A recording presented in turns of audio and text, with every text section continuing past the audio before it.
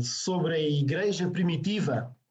Nós, a semana passada, falámos de algumas características que a igreja primitiva tinha, que nós devemos também tentar que a nossa comunidade tenha.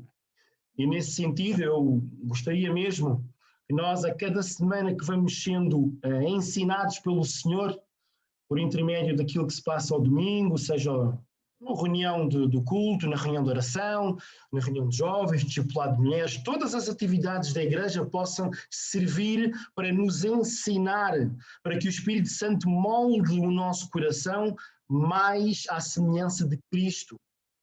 E ser à semelhança de Cristo tudo aquilo que Ele foi.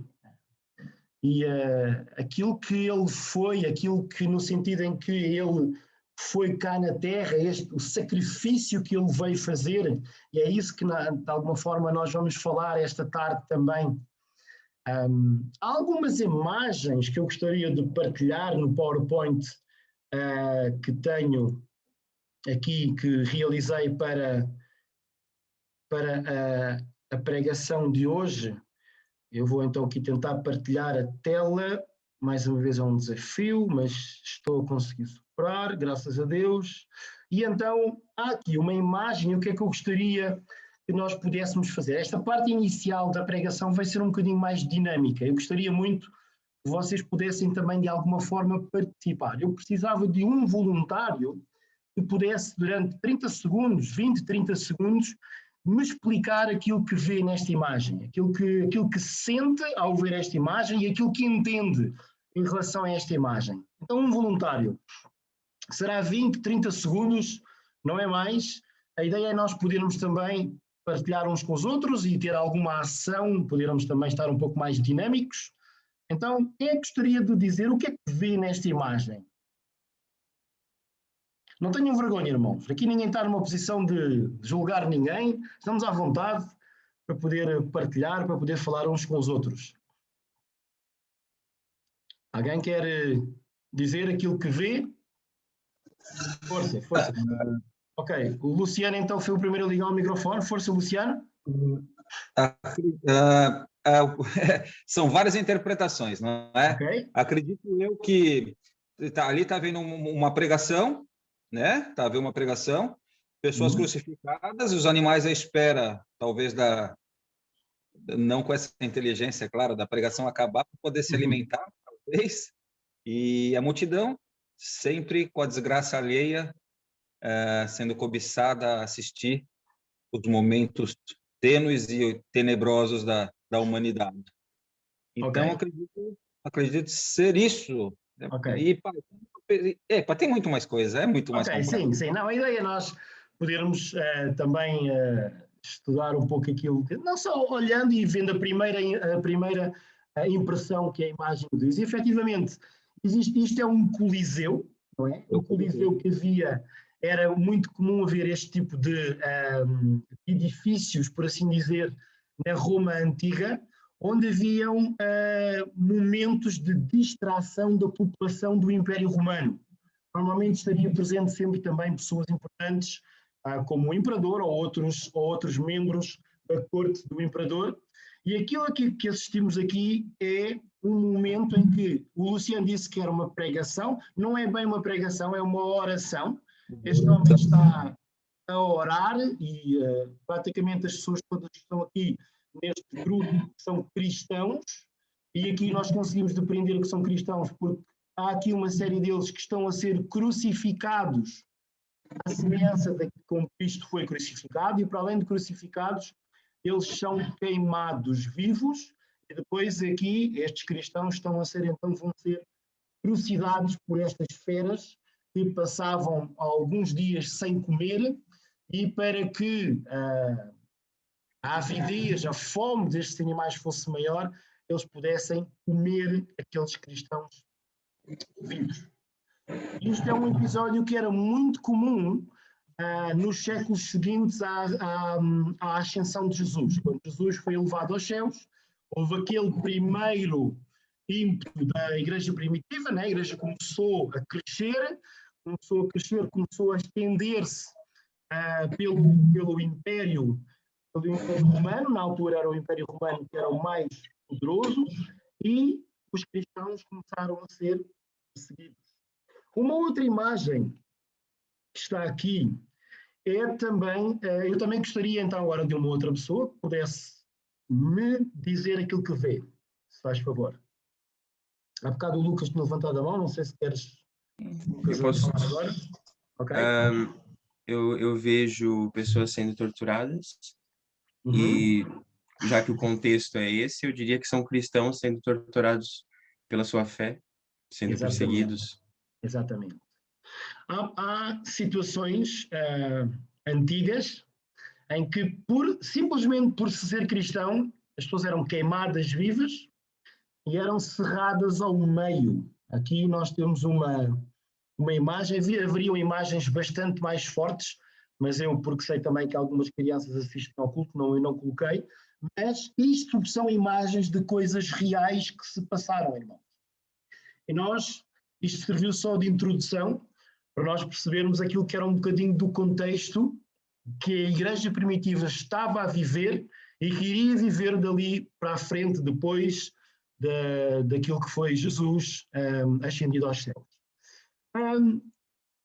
A igreja primitiva, um exemplo a seguir, era o tema da minha pregação da semana passada, que eu decidi manter o título, e diz então algo recorrente que verificamos no relato do livro de Atos dos Apóstolos, referente ao início do surgimento da igreja, e aqui então eu quero também a vossa participação, vamos ler para ver se os irmãos descobrem, já dei algumas pistas, mas eu gostaria então que os irmãos pudessem, um de vocês, ligar o microfone e poder ler aqui este texto de Atos 4, 1 a 3. Então alguém que queira ligar o microfone e ler esta passagem para todos nós, por favor.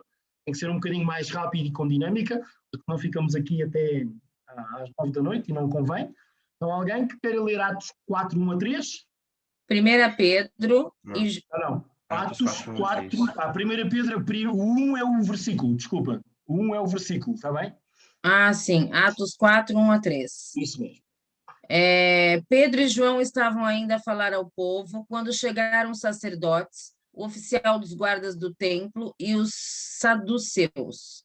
Ficaram irritados porque os apóstolos estavam a ensinar ao povo que pela união com Jesus também os mortos ressuscitavam. Levaram-nos presos e meteram-nos na cadeia até o outro dia, porque já era muito tarde. Obrigado, Cristina. Lembrem-se, aquilo que nós estamos a tentar ver é o que está aqui, né? Algo recorrente que verificamos no relato do livro de Atos dos Apóstolos, referente ao início do surgimento da igreja, e aqui lemos, eu vou dando algumas pistas, o que está a bold, né?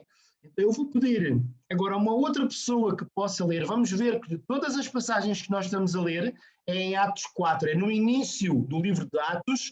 A semana passada nós falámos de Atos 2, depois então agora passamos para 4. É verdade que nós não estamos a fazer uma exposição total do livro de Atos, mas estamos a ver que existe uma sequência cronológica daquilo que se está a passar, daquilo que nós na semana passada estudámos, da forma como a igreja primitiva vivia, e agora o que se estava a passar no contexto onde eles estavam.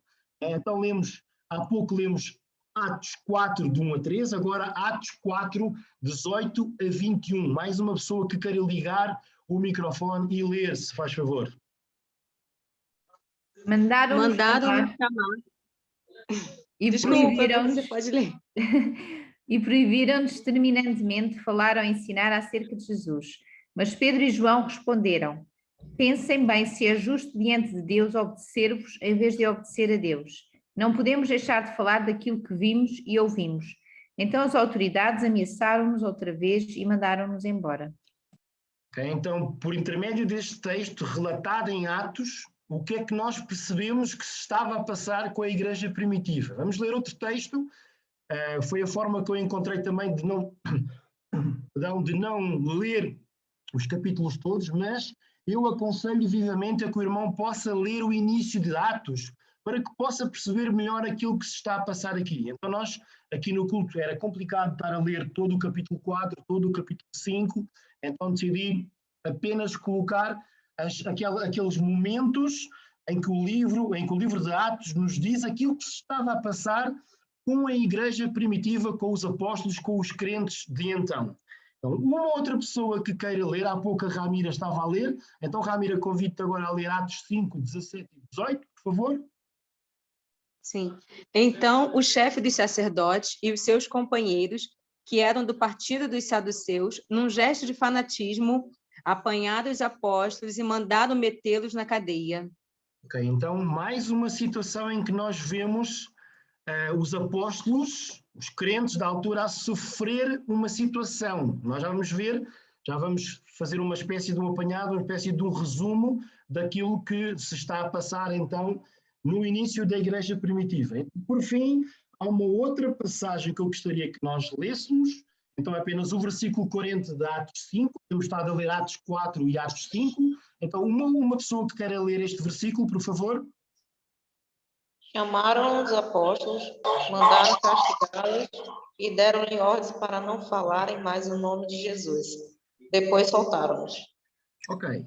Mais uma vez nós temos aqui um relato. Irmãos, nós estamos a contar entre 2 capítulos de Atos, 4 e 5. Eu contei pelo menos 4 vezes em que o texto nos diz que os apóstolos, os crentes, a igreja primitiva, estava, e descobriram o que é? Estava a sofrer em cadeias, prisão, ameaças, castigos. Então havia uma perseguição real, havia uma pressão social, e essa pressão social não era somente em falar, em dizer para não fazer, não, isso era real, em que eles eram colocados na cadeia, prisão, e escusado será dizer, né, que nós conseguimos compreender que todo o contexto de que envolve uma prisão, castigo, tudo aquilo que envolve ameaças, cadeias, né? Só para dizer, né, no tempo da Igreja Primitiva não havia aquelas associações da Amnistia Internacional que zelavam pelos direitos dos presos, não havia nada disso, então era duro, era uma situação bastante complicada. E a Igreja Primitiva estava neste contexto. Havia então uma ameaça real. Os próprios apóstolos, os líderes da igreja, tinham sido presos por estar a pregar o Evangelho, por estar a dizer que, unidos a Jesus, os mortos também irão ressuscitar. E eles começaram a sofrer na pele, começaram a sofrer perseguição. E tudo isto eram consequências por seguirem a Jesus Cristo. Há uma série de perguntas que eu vou fazer nesta pregação para que nós possamos refletir. Acredito que são perguntas que podem ser duras de ouvir, mas por vezes, irmãos, a palavra de Deus é dura para quem é mole, no sentido em que estamos nesta terra quase como que a passar férias. E nós vemos que aquilo que se passou com a igreja primitiva, de sofrer perseguição, nós, nos dias de hoje, principalmente falando, porque eu sei que a realidade não é igual em todos os países atualmente, mas aqui em Portugal, mesmo falando do Brasil, mesmo falando da Holanda, que penso que é os países que estão aqui representados, nós não temos esta pressão social ao ponto de sofrermos aquilo que os nossos irmãos na igreja primitiva estavam a sofrer. Então as perguntas que eu vou fazer servem para que nós possamos refletir de acordo com aquilo que nós estamos a viver atualmente no contexto onde nós estamos. Nós sabemos que estes nossos irmãos estavam a ter consequências por seguir Jesus Cristo. E quais são as consequências que tu sofres por seguir a Cristo? Será que há algum tipo de consequência que tu sofres por seguir Cristo? Ou será que a tua vida é espetacular, não tens problemas nenhuns, é uma vida que não tem nenhuma oposição? Porque aquilo que nós vemos é que no início da igreja o que não faltava era oposição. Eu sei que existem algum tipo de teologias e doutrinas que pregam que quando há oposição significa que tu não estás unido a Deus, ou tu precisas estar unido a Deus para não ter essa oposição. Pois, irmãos, eu discordo, porque eu acredito piamente que aqueles apóstolos, os crentes do início da igreja primitiva, eles estavam unidos a Deus. E o facto de eles estarem unidos a Deus foi o que os fez conseguir aguentar tudo aquilo que eles estavam a aguentar. Irmãos, a oposição faz parte da batalha espiritual. Quando nós estamos no caminho de Deus, quando nós estamos no caminho estreito, há oposição. Porque o mundo jaz no maligno. O mundo de então da igreja primitiva estava no maligno. Satanás estava completamente sem saída depois daquilo que aconteceu na cruz. Então aquilo que ele quer, a liberdade que ele tem é conseguir matar, destruir, mentir. E todas as circunstâncias, quando há oposição, significa que nós estamos no caminho estreito, no caminho certo. Agora é tentar perceber qual era a reação dos crentes de então. E nós vamos ver a reação por meio de um texto que a Bíblia fala em Atos 5, 41, 42, que diz: os apóstolos saíram do tribunal muito contentes por Deus os ter achado dignos de sofrerem por causa de Jesus. E não se cansavam de ensinar todos os dias no templo e de casa em casa e de pregar a boa nova de que Jesus é o Messias. Irmãos, vejam esta reação por parte dos apóstolos. Eu pergunto-me, se eu estivesse no lugar deles, se eu iria reagir assim. Contentes, felizes, lembrem-se daquilo que eles passaram. E mediante as imagens que nós vimos, muitos deles, depois também mais tarde, eram mortos, eram trucidados por animais selvagens, eram queimados vivos, eram crucificados de cabeça para baixo. Para a semana nós vamos voltar a este tema e vamos estudar a vida de Estevão, a forma como ele morre, a forma como ele dá a sua vida para glorificar a Deus. Irmãos, qual é a nossa reação quando nós somos chamados a sofrer por amor a Deus? Às vezes sinto-me envergonhado, porque não tenho oposição nenhuma, não há oposição em Portugal para seguir Jesus. O máximo que pode haver é algumas situações nas redes sociais, algumas bocas, algumas situações em que nos sentimos por vezes gozados, incompreendidos, e se calhar os jovens sentem um pouco mais isso na pele. Mas, irmãos, nada disso se pode comparar àquilo que os nossos irmãos estavam a passar na igreja primitiva. E eles estavam muito contentes. A felicidade deles estava porque Deus os tinha achado dignos de sofrerem por causa de Jesus Cristo. Vejam isto. Nós vivemos numa sociedade, num mundo em que temos aversão a sofrer. Aquilo que interessa é nós não sofrermos, é livrar-nos do sofrimento ao máximo dos máximos. E é normal, ninguém gosta de sofrer. Eu não vou estar aqui a pregar que obrigatoriamente nós temos de levar uma vida de sofrimento. Não. Se nós pudermos ter condições para ter uma vida em que é uma vida descomplicada, sem sofrimento, tudo bem. Mas, irmãos, atenção, que a busca da ausência de sofrimento pode se tornar o nosso Deus. Nós podemos estar vidrados, focados em não sofrer, que colocamos Deus, remetemos Deus para segundo plano, e aquilo que interessa é nós não sofrermos. E com isso, sempre que é necessário sofrer por amor a Cristo, o que vem ao de cima é o Deus da ausência de sofrimento e não o Deus que também sofreu por nós. Então nós temos que refletir, irmãos, como é que é a minha postura em relação ao sofrimento. E aqui o sofrimento está intimamente ligado com sacrifício.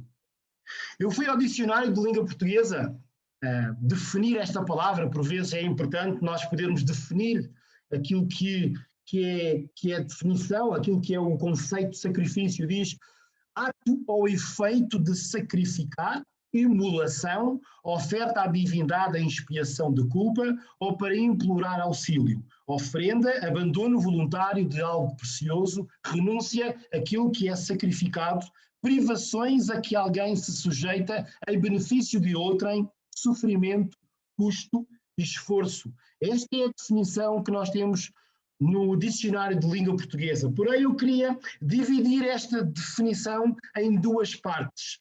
Eu queria primeiro a definição de sacrifício, esta primeira parte, que diz ato ou efeito de sacrificar, imolação, oferta à divindade em expiação de culpa ou para implorar auxílio. E eu queria aqui declarar que a palavra de Deus nos diz que este tipo de sacrifício já não somos chamados a fazer, porque Cristo, quando morreu na cruz por nós, ele sacrificou-se por nós, ele deu a vida por nós para expiar os nossos pecados, para nos salvar, para que diante de Deus nós pudéssemos ser declarados inocentes. Por causa daquilo que Jesus fez na cruz, nós fomos declarados sem pecado.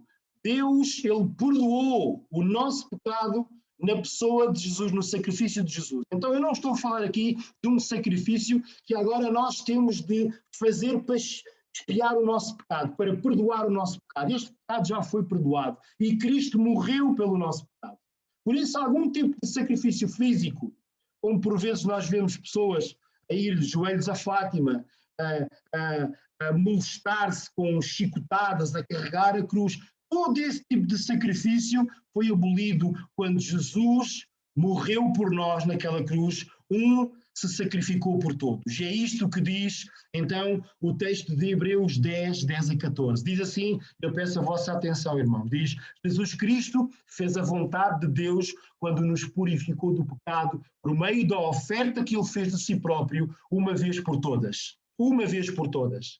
Os sacerdotes judeus vão todos os dias ao templo para prestar culto e oferecer muitas vezes os mesmos sacrifícios que nunca poderão tirar os pecados. Mas o nosso sumo sacerdote, Cristo, sentou-se ao lado de Deus somente depois de ter oferecido um único sacrifício que tira os pecados uma vez e para sempre.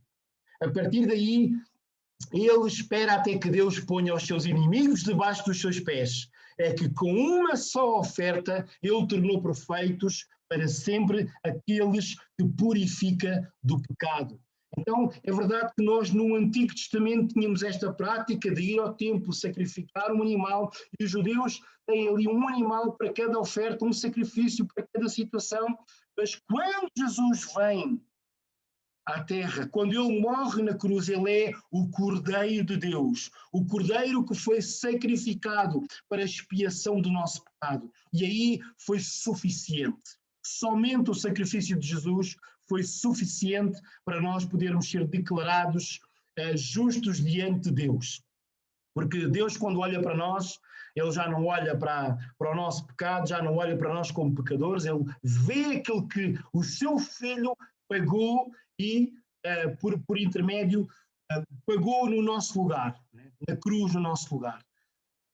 E esse sacrifício foi suficiente uma única vez. Nós não precisamos, novamente, nos dias de hoje, voltar a fazer sacrifícios, sejam eles quais for, nesta questão de derramar sangue, porque Cristo derramou o seu sangue e isso foi suficiente diante de Deus.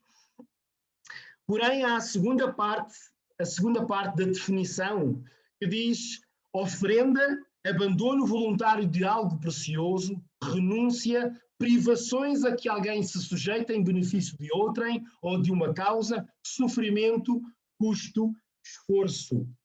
E aqui, irmãos, este sim é o tipo de sacrifício que está presente na nossa vida cristã e que muitas vezes nós somos chamados a experienciar.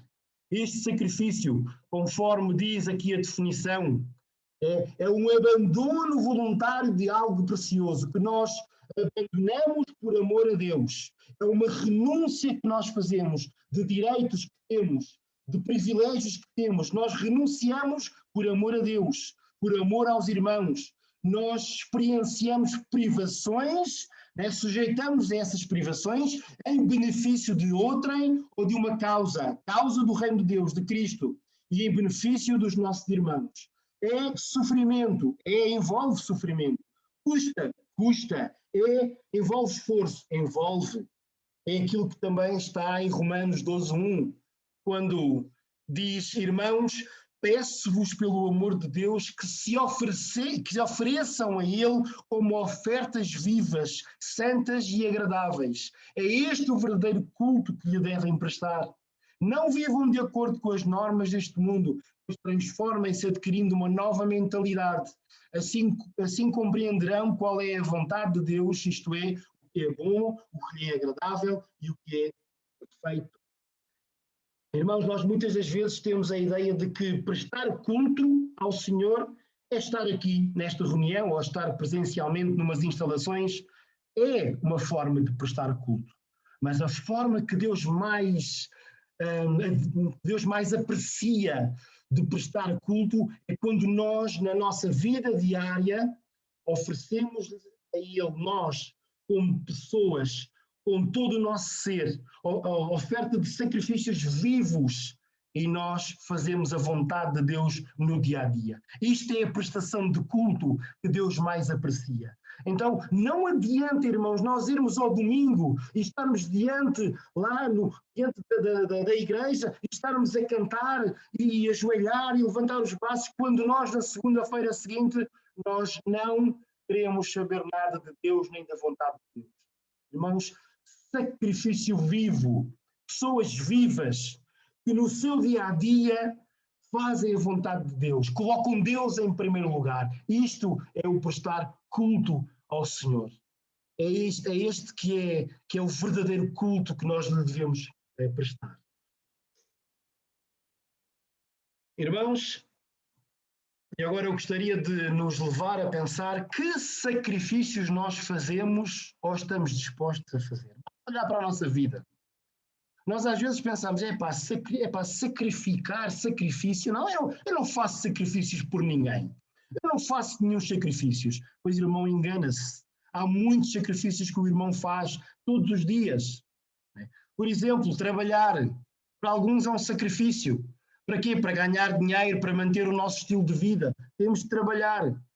Acordar cedo de manhã e ir, por vezes, para situações em que não é agradável. Mas nós fazemos esse sacrifício. Fazemos esse sacrifício porque sabemos que é importante. Sabemos que Deus também nos quer usar no nosso trabalho. E estamos dispostos a fazer e fazemos esse sacrifício. Outros sacrifícios que nós fazemos é pelos filhos, para os educar, para lhes dar a oportunidade de eles estudarem numa faculdade, tirarem um curso, serem alguém na vida, dizemos nós. Às vezes também porque queremos agradar os nossos filhos, fazemos sacrifícios, comprar roupa de marca, ténis de marca, comprar o último telemóvel. Isso são sacrifícios que nós fazemos. E por vezes nem nos queixamos. Fazemos e fazemos. Outros sacrifícios que nós fazemos é, por vezes, limpar a casa. Eu confesso, para mim isto é um sacrifício enorme. A minha mulher sabe, limpar a casa, é terrível, mas temos que limpar. É um sacrifício que fazemos. Para quê? Para termos as coisas limpas, organizadas. Nós fazemos sacrifícios. Outro sacrifício que me custa mais do que limpar a casa é ginásio e dietas. Isto custa mais do que limpar a casa. Mas nós fazemos, alguns de nós fazemos, vamos ao ginásio, fazemos dieta. Para quê? É verdade, para termos um corpo saudável, mas também às vezes é um corpo agradável à vista. Vamos para a praia, está quase a começar o verão, Os nossos irmãos brasileiros estão a terminar o verão, agora nós vamos entrar no verão aqui na Europa, E como é que vai ser quando eu for à praia, esta barriga que eu tenho, E fazemos sacrifícios constantemente. Fazemos sacrifícios para... todo o tipo de sacrifícios que nós fazemos diariamente para manter a nossa vivência neste mundo. E por vezes parece que colocamos todos estes sacrifícios mundanos, no sentido em que é preciso fazer, é verdade, mas e quando se trata de sacrifícios para juntar tesouros no céu por toda a eternidade? Eu entendo, irmãos, que juntar tesouros no céu é quando nós investimos no reino de Deus, investimos em pessoas, investimos todos os nossos recursos, tempo, dinheiro, capacidades que nós temos para investir em pessoas. São as pessoas que são eternas, no sentido em que elas vamos viver a eternidade todas, se elas aceitarem Jesus. Então esses são os tesouros, quando nós podemos nos sacrificar, fazer sacrifícios para juntar tesouros no céu. O sacrifício, né? Às vezes é complicado de tirar tempo para discipular alguém, tirar tempo para estudar, para poder melhor preparar, para ensinar outras pessoas, poder passar tempo com alguém que é meu amigo descrente para pregar o Evangelho. Todos esses sacrifícios que nós somos chamados a fazer, por vezes remetemos para segundo plano e não fazemos. Eu gostaria agora de partilhar convosco, irmãos, uma série de perguntas de avaliação que cada um pode fazer a si próprio. A ideia não é nós ligarmos o microfone e respondermos. Não é esta a ideia. A ideia é nós refletirmos. E que estas perguntas possam ser o Espírito Santo a falar a cada um, no seu coração. O Espírito Santo a falar e nós podermos refletir acerca de cada uma delas. Como eu reajo ao sofrer por amor a Deus? Como eu reajo ao sofrer por amor a Deus? Consigo identificar na minha vida algum momento em que sofri por ter obedecido a Deus? Irmãos, isto é importante. Algo estranho está se o irmão nunca sofreu por ter obedecido a Cristo.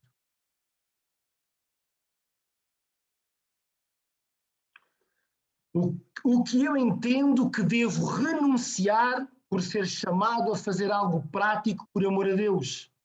O que é que eu tenho de prescindir, colocar de lado? Ou ainda, há uma luta interior em mim porque não quero renunciar a esse privilégio ou direito. O tempo é nosso. O tempo foi dado por Deus. Cada um de nós tem 24 horas. O que é que eu tenho de renunciar, de deixar para trás para estar em sintonia com Deus e servi-lo? A fazer algo prático por amor a Deus.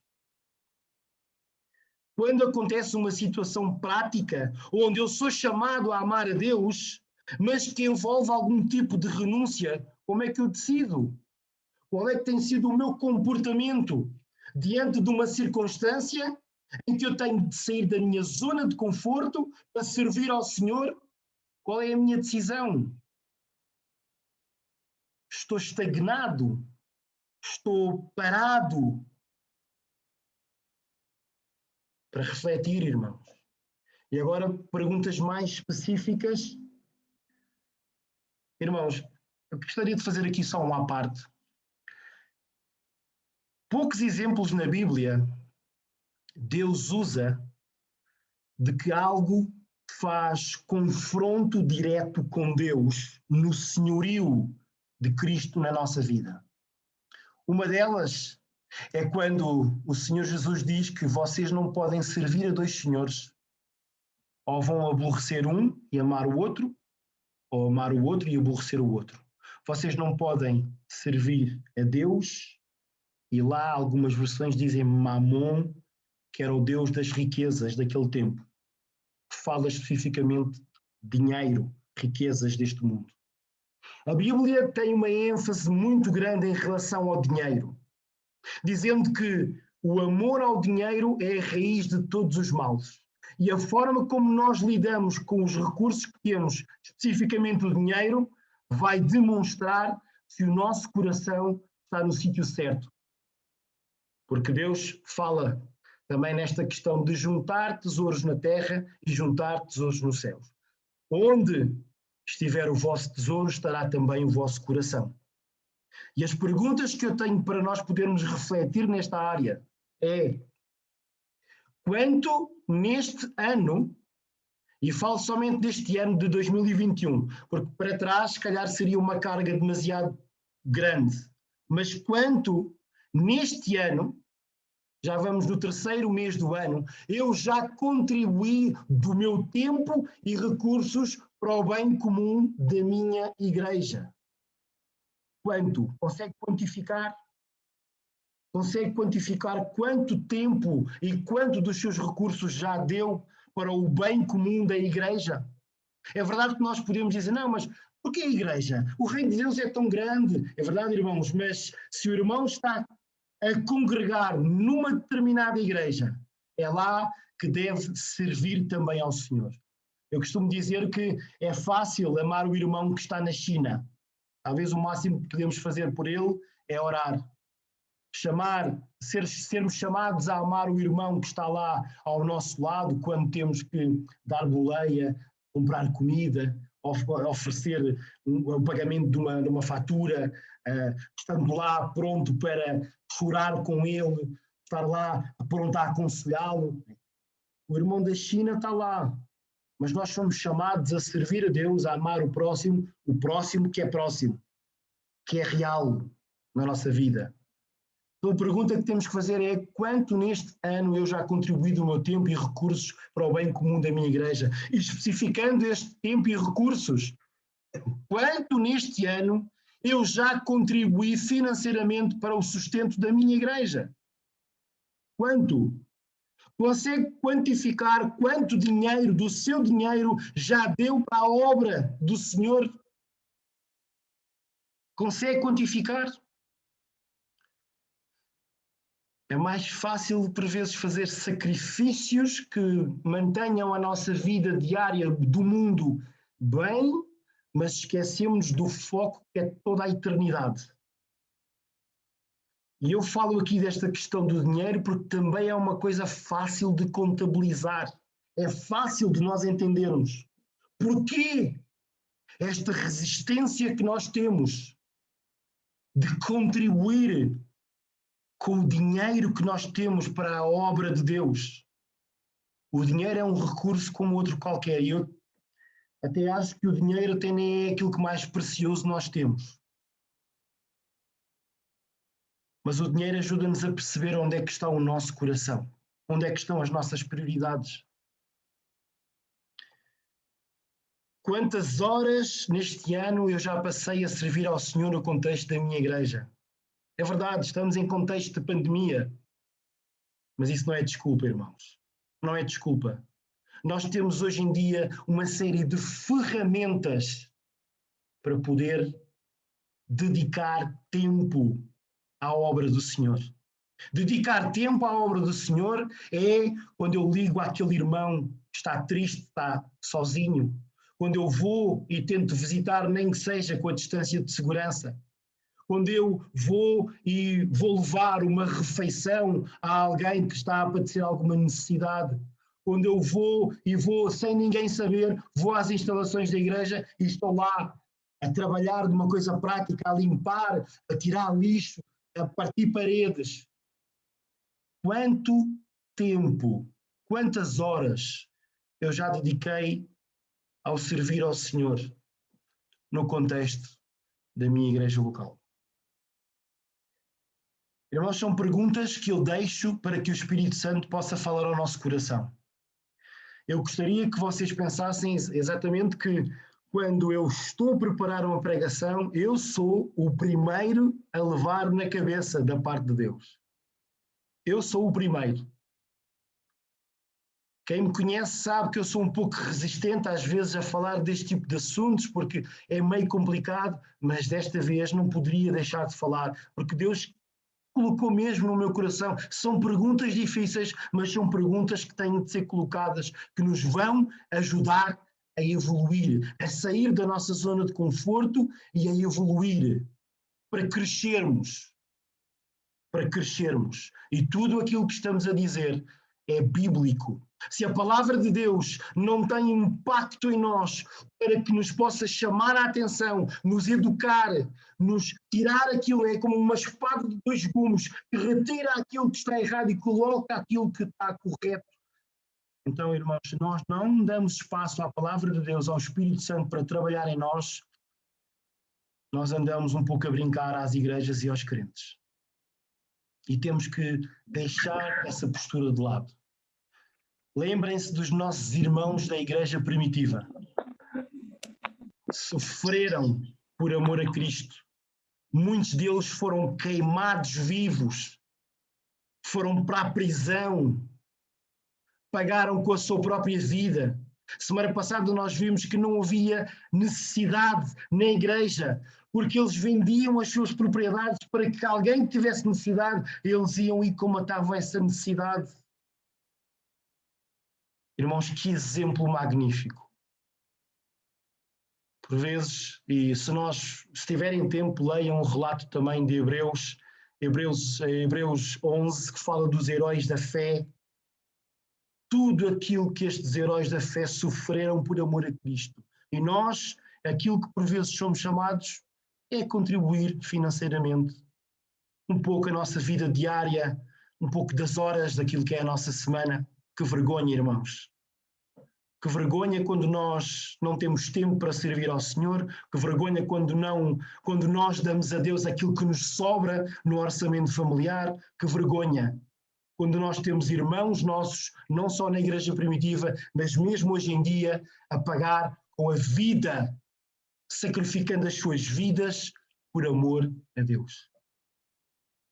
Eu gostaria de deixar um vídeo que provavelmente alguns de vocês já tiveram a oportunidade de ver, mas que é uma ilustração muito interessante, por vezes, daquilo que se passa na nossa gestão diária dos recursos que Deus nos dá. É verdade, o vídeo é antigo já, a imagem pode não estar nas melhores condições, mas tentem prestar atenção àquilo que é a ilustração, para que essa ilustração nos possa ensinar também e nos ajudar a compreender aquilo que é às vezes, a gestão que nós fazemos dos nossos recursos.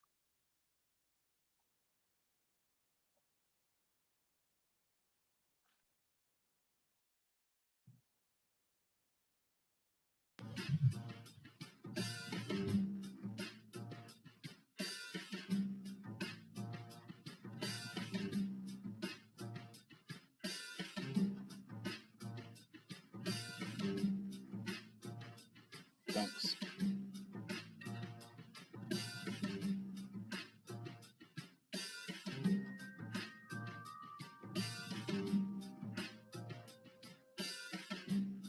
Dankeschön. Arigato.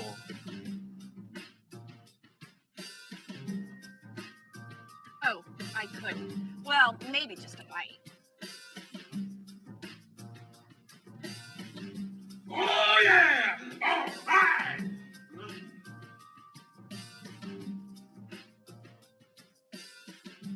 Don't forget the interest.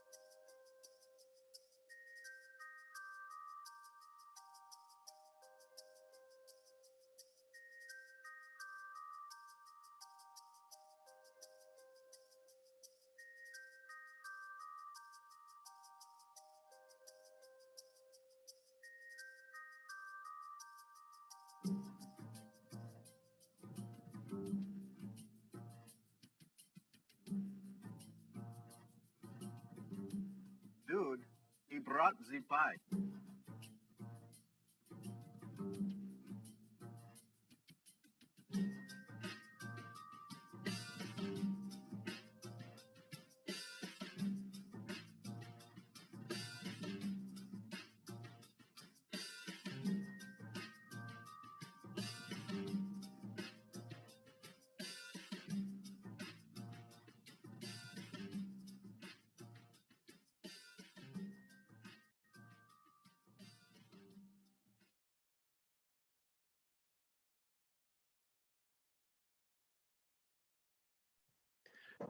Pois é, irmãos, por vezes na nossa gestão de tempo, de recursos, de dinheiro, não sobra nada para o reino de Deus. Será que Deus é assim tão dependente dos nossos recursos? Irmãos, Deus é dono de todo o ouro e toda a prata.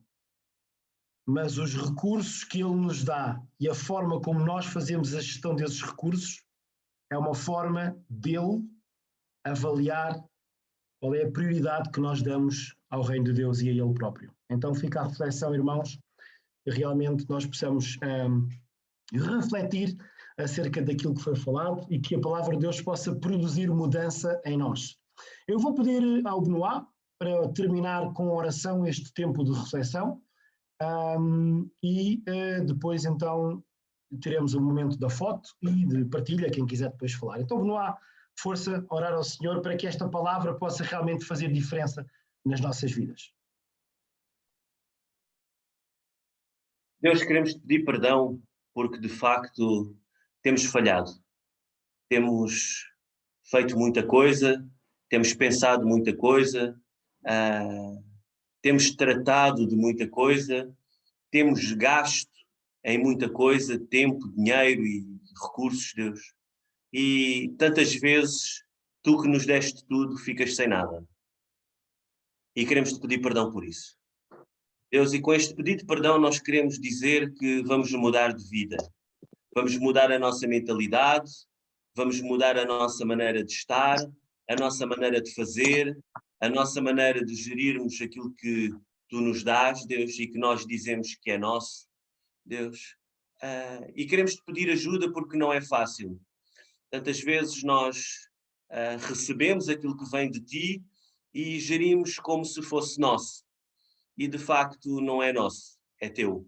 E tu nos destes para nós o administrarmos e tantas vezes nós te deixamos fora da equação e nós precisamos de ajuda, Deus.